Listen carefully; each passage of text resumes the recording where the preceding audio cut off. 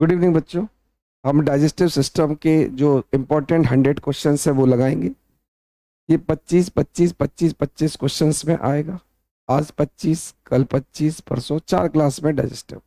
ऐसे daily 25 questions आपको हर topic के दिए जाएंगे। चलिए, तो आप लोगों को डेली इन क्वेश्चंस की प्रैक्टिस करनी है और ये समझना है कि हमारी तैयारी किस लेवल पर चल रही है। क्या हम वर्ग एक के लेवल की बायोलॉजी पढ़ पा रहे हैं, ये हमें समझना है।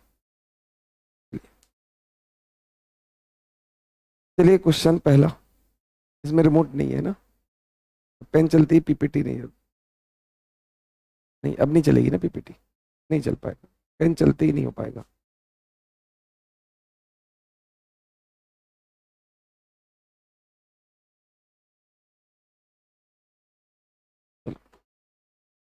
पहला सवाल, आइलेट्स ऑफ लैंगरहैंस होती है। ये आपके पास 4 ऑप्शंस हैं। वो पेन चलती, पीपीटी नहीं चलेगी ना।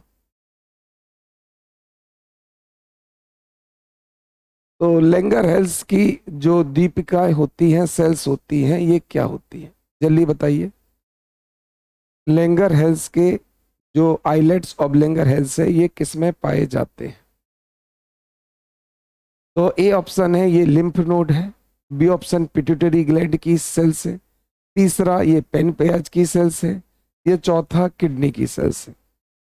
तो लैंगरहैंस या आइलेट ऑफ लैंगरहैंस किस ऑर्गन से जुड़ी कोशिकाएं हैं?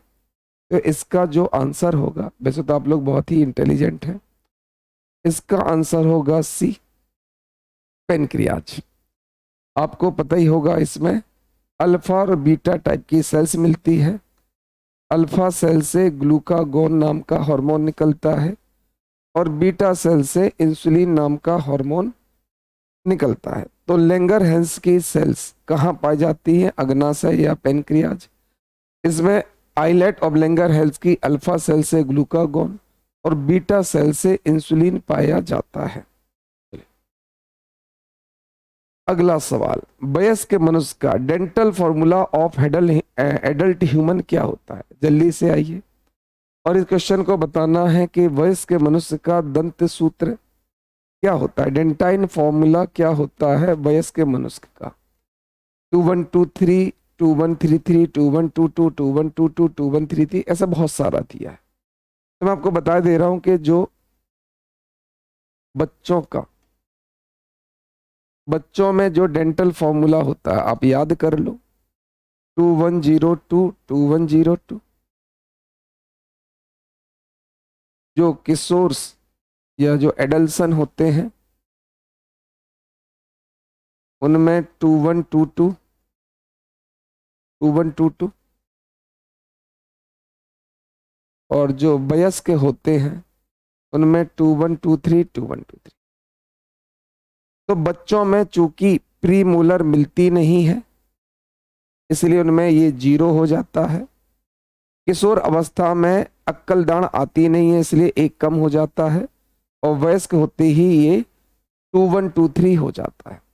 तो इसका सही आंसर होगा डी, 2123। याद रखना, बच्चों में 2102 और किशोरों में 2122। चलिए, अगला, हाइलाइट्स ऑफ लैंगरहैंस, वही क्वेश्चन है और आपको पता ही है कि ये पेनक्रियाज में होता है।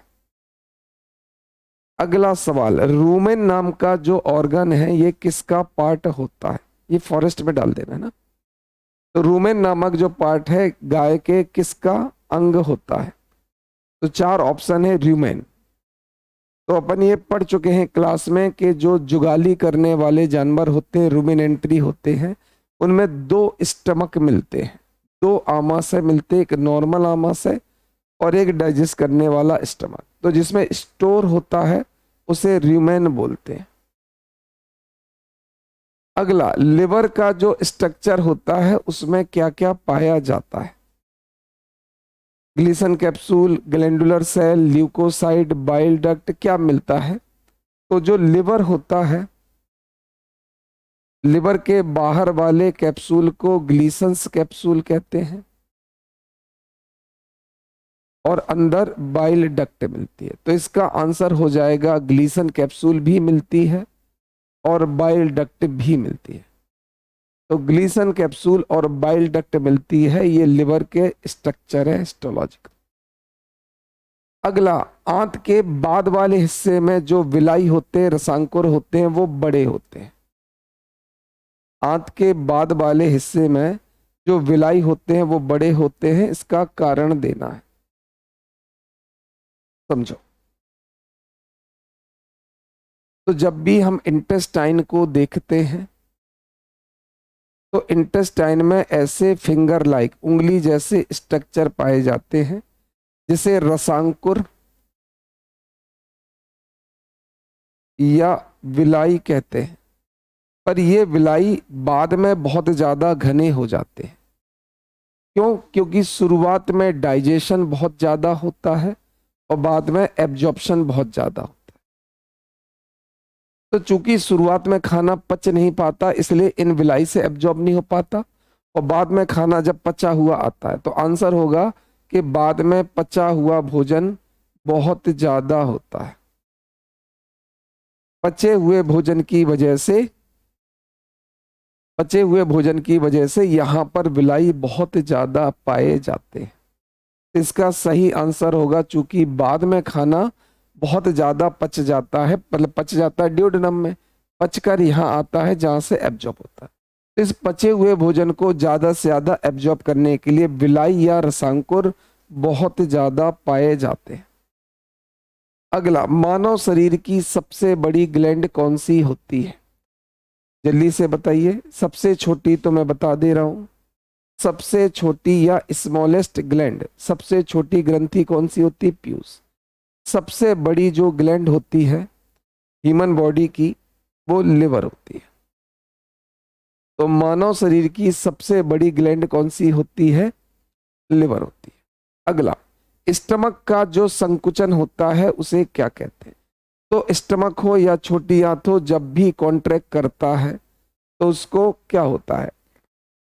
ठीक है, तो कल आप लोगों की साइंस की मैराथन होगी, परसों मैराथन होगी, और डेली 25 क्वेश्चंस की प्रैक्टिस होगी। तो जो बच्चों का डाउट था कि सर प्रैक्टिस, तो 25-25 क्वेश्चन की डेली प्रैक्टिस होगी, और सैटरडे संडे आपकी मैराथन में 2-2 3-3 टॉपिक करा दिए जाएंगे। तो कॉन्ट्रेक्शन ऑफ स्टमक क्या कहलाता है? पेरिस्टालसिस। तो जो पूरी आहार नाल मूवमेंट करती है उसको कहते हैं क्रमानुकंचन या पेरिस्टालसिस कहते हैं। अगला सवाल, oxyntic cell of gastric juice या गैस्ट्रिक ग्लैंड। तो आमाशय की जो गैस्ट्रिक ग्लैंड होती है उसमें ऑक्जेंटिक सेल से क्या निकलता है? Pepsin, rennin, HCl, mucus. तो ये भी अपन पढ़ चुके हैं। ये जो ऑक्जेंटिक सेल होती है उससे हाइड्रोक्लोरिक एसिड या एचसीएल निकलता है। तो ऑक्जेंटिक सेल से एचसीएल या हाइड्रोक्लोरिक एसिड निकलता है। हेपेटिक सेल्स किसका श्रावण करती है? तो लिवर। हेपेटिक मतलब लिवर। यकृत के से किस चीज का श्रावण होता है? फटाफट बताइए। ए ऑप्शन लाइपेज, और लाइपेज तो भैया लाइपेज किसका पाचन करता है? फैट का, मतलब ये एंजाइम है। ट्रिप्सिन किसका पाचन करता है? प्रोटीन का, तो ये भी एंजाइम है। और लिवर कोई भी एंजाइम का डाइजेशन, मतलब एंजाइम का सिक्रेशन करते नहीं। तो इसका सही आंसर होगा पित्त या बाइल जूस, जो वसा का इमल्सीकरण करता है और यही लिवर से स्रावित होता है। अगला, वर्फीफॉर्म अपेंडिक्स किसका पार्ट होता है? किस ऑर्गन में, किस पार्ट में, किस सिस्टम में वर्मीफॉर्म अपेंडिक्स पाया जाता है? नर्वस सिस्टम में, सर्कुलेटरी में, रिप्रोडक्टिव में या एलिमेंट्री? इसका आंसर होगा डी, आहार नाल में। और जो हमारी बड़ी आंत होती है, जो बड़ी आंत होती है, इसका पहला पार्ट कहलाता है सीकम, और सीकम से ही जुड़ी होती है वर्मीफॉर्म अपेंडिक्स। तो बड़ी आंत का पहला भाग कहलाता है सीकम, और सीकम से ही जुड़ी होती है वर्मी फॉर्म अपेंडिक्स। बहुत बढ़िया आंसर, ऐसे ही देना आप लोगों को। अगला, बड़ी आंत के जो अंदर की लेयर होती है, अगला सवाल बताइए कि जो बड़ी आंत है उसके अंदर की लेयर काय की बनी होती है? फटाफट आंसर। अच्छा, मैं स्क्रीन से हट जाता हूं और आप लोगों को बताना है ये बड़ी आंत किसकी बनी होती है। जल्दी से बताइए कि बड़ी आंत किसकी बनी होती है।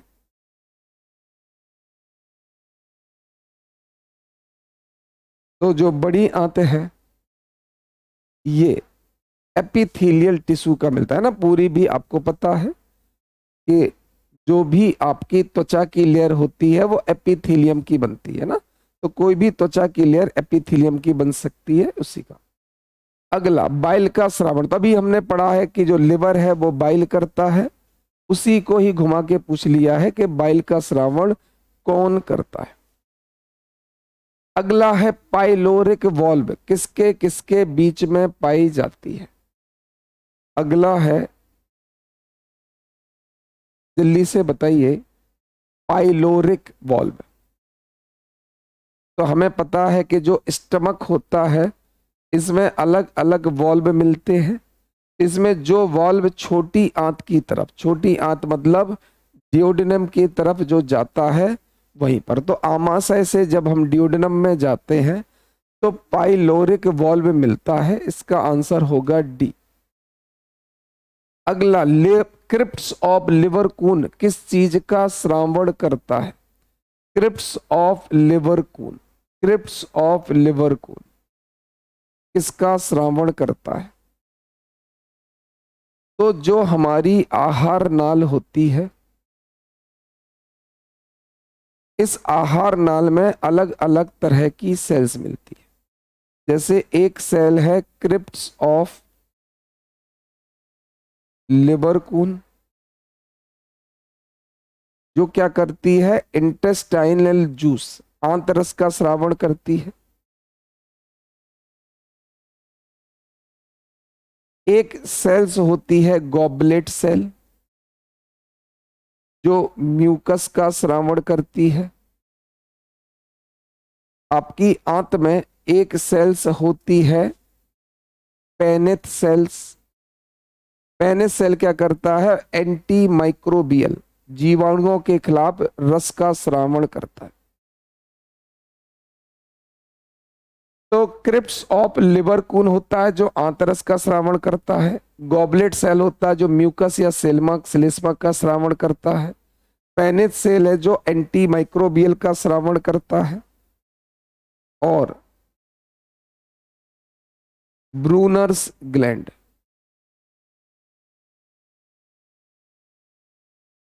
ये भी सीक्रेशन करता है। तो कौन कौन सी सेल होती है? क्रिप्स ऑफ लिवरकून होती है आंत में, गॉबलेट सेल होती है, पेनेथ सेल होती है और ब्रूनर्स ग्लैंड होती है। तो ये सारी सेल आपकी आंत में पाई जाती है। फिर इसको आप बना लेना। तो इसका आंसर होगा इंटेस्टाइन का जूस, इंटेस्टाइनल जूस। अगला, विलाई का फंक्शन क्या होता है? तो हमारी आंत में, छोटी आंत में जो ऐसे उंगली जैसे उभार होते हैं उसे कहते हैं विलाई। उसे क्या कहते हैं? विलाई। विलाई का काम क्या होता है? जल्दी से बताइए।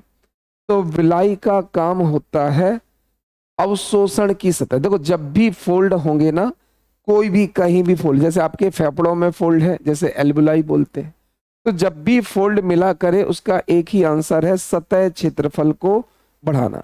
जैसे आपसे पूछे छोटी आंत में फोल्ड क्यों पाए जाते हैं? सतह के क्षेत्रफल को बढ़ाना। तो फोल्ड में तो आपको टेंशन ही लेना, जब भी फोल्ड होगा सतह के क्षेत्रफल। अगर कोई आदमी केवल दूध अंडे रोटी खाता है तो उसे कौन सी बीमारी हो जाएगी? तो दूध अंडे रोटी खाने पर इनमें विटामिन सी नहीं मिलता। तो अगर कोई दूध अंडे रोटी खाएगा तो उसे विटामिन सी नहीं मिलेगा। और आप सबको पता है विटामिन सी की कमी से कौन सी बीमारी हो जाती है? स्कर्वी नामक रोग हो जाता है। अगला, पेप्सिन क्या है? तो आप सबको पता है कि पेप्सिन एक एंजाइम है जो स्टमक से निकलता है और ये प्रोटीन को डाइजेस्ट करता है। तो प्रोटीन को डाइजेस्ट करने वाला एक एंजाइम है जिसे बोलते हैं पेप्सिन। फटाफट जल्दी आंसर देना है आप सबको। अगला सवाल कि प्रोटीन लास्ट में किसमें टूट जाता। अगला सवाल है and product of protein. Protein को तोड़ने पर जो एंड प्रोडक्ट निकलता है, अंतिम उत्पाद निकलता है, वो क्या होता है। तो आंसर है अमाइनो एसिड्स, अमाइनो अम्ल। तो प्रोटीन को तोड़ने पर जो लास्ट प्रोडक्ट है वो अमाइनो एसिड है। स्कर्वी रोग किसकी कमी से होती है। तो अभी हमने पढ़ा था कि रोटी अंडा दूध पिएंगे तो विटामिन सी नहीं मिलेगा, और विटामिन सी नहीं मिलेगा तो स्कर्वी नामक रोग हो जाएगा। अगला सवाल, ट्रिप्सिन किसको किसमें तोड़ देता है। चलो मैं हिंट दे रहा हूं। ट्रिप्सिन पैनक्रियाज का अग्नाशय का एंजाइम है और डिओडेनम में जाता है। तो जो ट्रिप्सिन है ये पैनक्रियाज का एंजाइम है और डिओडेनम तक जाता है। अब तो बता दो, इसका आंसर है ये प्रोटीन को पेप्टोन में तोड़ता है। चाहे पेप्सिन हो चाहे ट्रिप्सिन हो, दोनों भाई प्रोटीन का डाइजेशन करते हैं। अगला, बिलीरुबिन और बिलीबर्डिन कहाँ मिलते हैं। सबको ही पता है कि जब भी बाइल सॉल्ट होते हैं ना, तो वो आरबीसी में जो भी टूटता है, आरबीसी के जो प्रोडक्ट है उसको बाइल में बना देते हैं बिलीरुबिन और बिलीबर्डिन। तो जब भी खून टूटेगा, आरबीसी टूटेगी, तो बाइल सॉल्ट से क्रिया करेगी, पित्त के लवण से क्रिया करेगी और बिलीरुबिन और बिलीबर्डिन बनेगी। तो आरबीसी के टूटने से बनता है और बाइल जूस में बनता है। क्लियर। विटामिन क्या होते हैं, जल्दी से बताइए। क्लियर, तो जल्दी से बताइए विटामिन क्या होते हैं।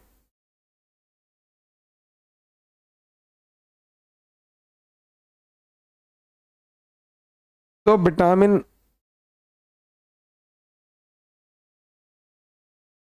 जल्दी से बताना है आपको। विटामिन, तो विटामिन क्या होते हैं, ऑर्गेनिक मटेरियल होते हैं पहली चीज, प्लस इन्हें शरीर में नहीं बनाया जा सकता। विटामिन को डाइट में ही चाहिए पड़ेगा, विटामिन आपका डाइट में ही चाहिए पड़ेगा, आप इसको शरीर में नहीं बना सकते। तो विटामिन इनऑर्गेनिक है जिनको हम शरीर में नहीं बना सकते।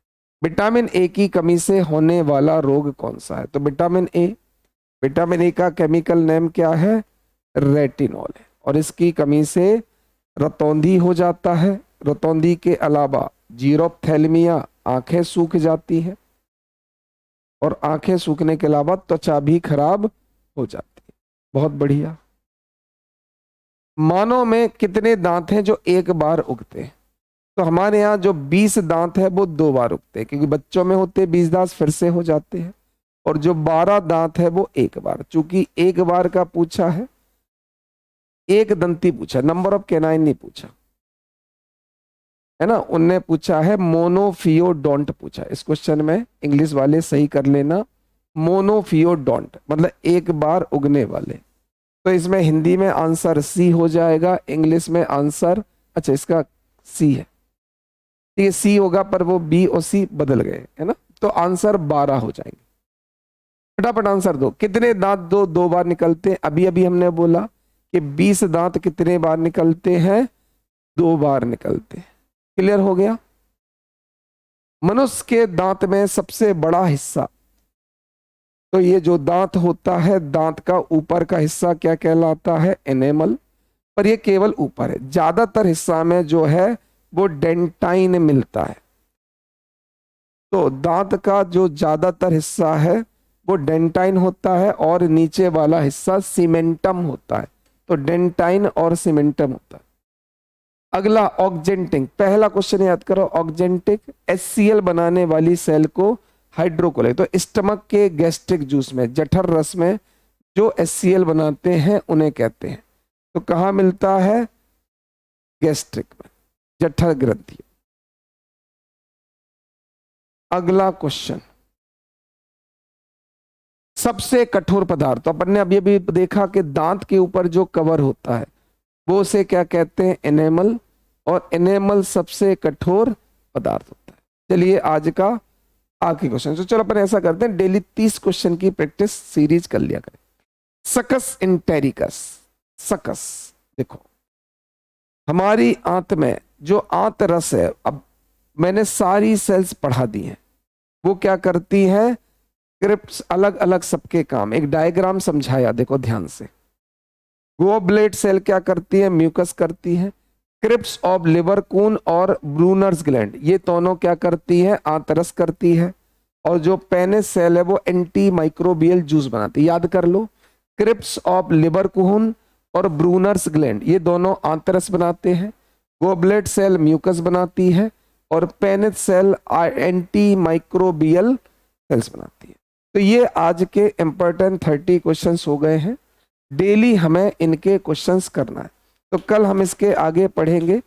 और बायो, चाहे वो टीजीटी पीजीटी हो, चाहे वो आपका वर्ग 1 हो, चाहे वो फॉरेस्ट हो, ये क्वेश्चन का लेवल हाईएस्ट रहेगा, इससे बाहर क्वेश्चन नहीं जाएंगे। Thank you.